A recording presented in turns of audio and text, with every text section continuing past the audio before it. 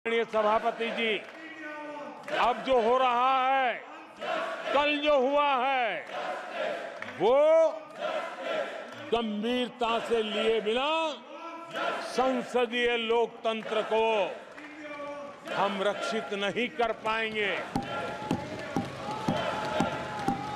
आदरणीय सभापति जी, इन हरकतों को बालक बुद्धि कह करके, बालक बुद्धि मान करके हम नजरअंदाज नहीं करना चाहिए, कतई नजरअंदाज नहीं करना चाहिए।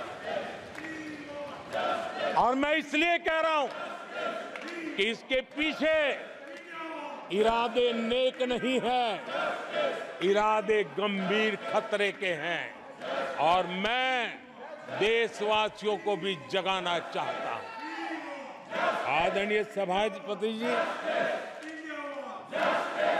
इन लोगों का झूठ हमारे देश के नागरिकों की विवेक बुद्धि पर आशंका व्यक्त करता है। उनका झूठ देश के सामान्य विवेक बुद्धि पर एक तमाचा मारने की निर्लज्ज हरकत है। आदरणीय सभापति जी, ये हरकतें देश की महान परंपराओं पर तमाचा है। आदरणीय सभापति जी, इस सदन की गरिमा बचाने का बहुत बड़ी जिम्मेदारी आप पर है। सदन में शुरू हुई झूठ की परंपरा पर कठोर कार्रवाई करेंगे, ये देशवासियों की भी और इस सदन की भी अपेक्षा है। आदरणीय सभापति जी, जो शक्ति की कल्पना है, उसके विनाश की घोषणा की गई थी। आप किस शक्ति की विनाश की बात करते हैं? ये देश सदियों से शक्ति का उपासक है। ये मेरा बंगाल मां दुर्गा की पूजा करता है, शक्ति की उपासना करता है। ये बंगाल मां काली की उपासना करता है, समर्पित भाव से करता है। आप उस शक्ति के विनाश की बातें करते हो। ये वो लोग हैं जिन्होंने हिंदू आतंकवाद ये शब्द गढ़ने की कोशिश की थी।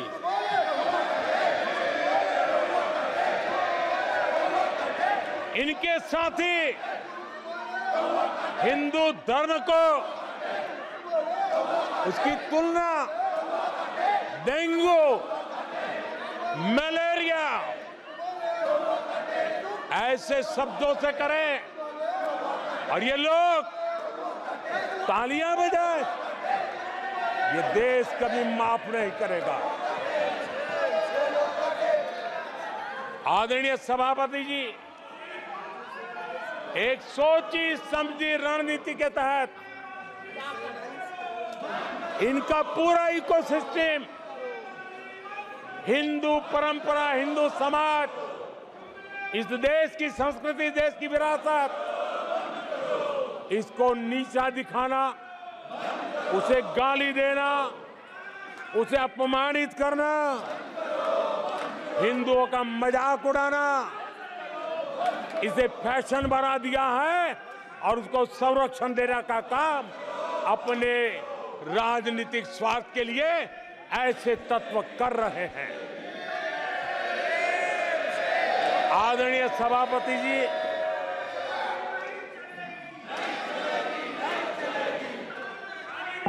माननीय सदस्य प्लीज। आदरणीय सभापति जी, हम बचपन से सीखते हुए आए हैं, गांव का हो, शहर का हो, गरीब हो, अमीर हो, इस देश का हर बच्चा ये जानता है, ईश्वर का हर रूप, आदरणीय सभापति जी, ईश्वर का हर रूप दर्शन के लिए होता है। ईश्वर का कोई भी रूप निजी स्वार्थ के लिए, प्रदर्शन के लिए नहीं होता है। जिसके दर्शन होते हैं उसके प्रदर्शन नहीं होते हैं। आदरणीय सभापति जी, हमारे देवी देवताओं का अपमान 140 करोड़ देशवासियों के दिलों को गहरी चोट पहुंचा रहा है।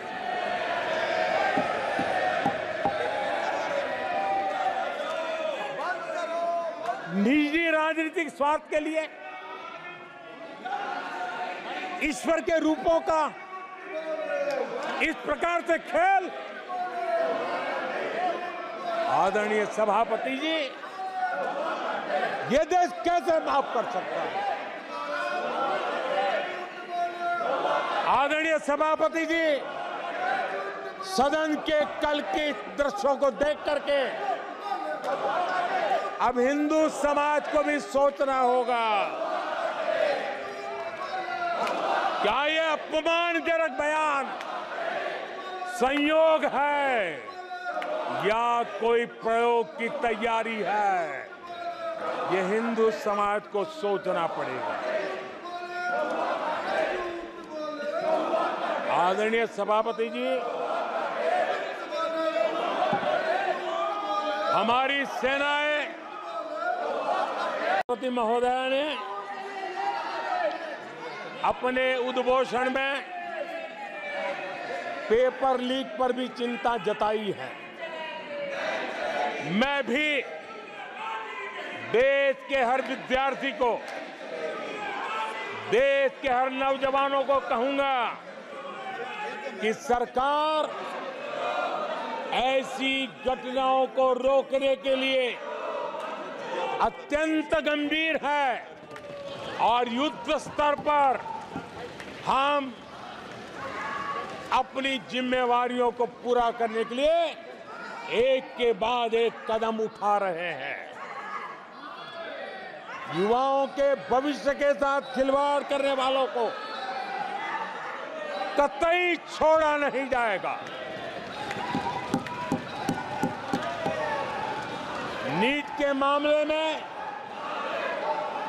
पूरे देश में लगातार गिरफ्तारियां की जा रही है। केंद्र सरकार पहले ही एक कड़ा कानून बना चुकी है। परीक्षा कराने वाले पूरे सिस्टम को पुख्ता करने के लिए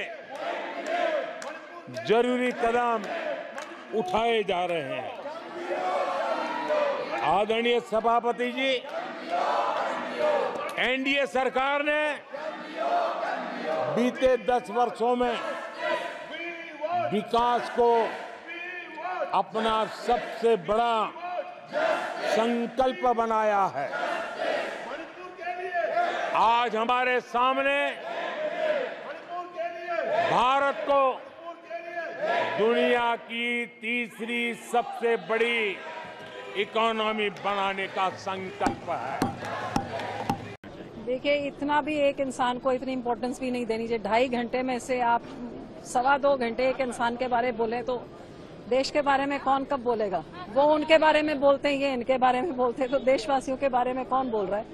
Extremely unfortunate. The Prime Minister should not be using such language. Prime Minister did not speak about China. He did not speak about the terror attacks in Jammu, about the flaws in the implementation in the criminal laws, and therefore there was nothing of substance in the Prime Minister's speech. Nothing new, and it was again targeting, the opposition. There was no response or reply to the questions raised by the opposition. But he was only blaming, the same blaming game, that's all. Ma'am, he targeted Rahul Gandhi, who is LOP, and said Balak Buddhi means he is no intelligence. I don't think anybody with some humility will say that and talk this way.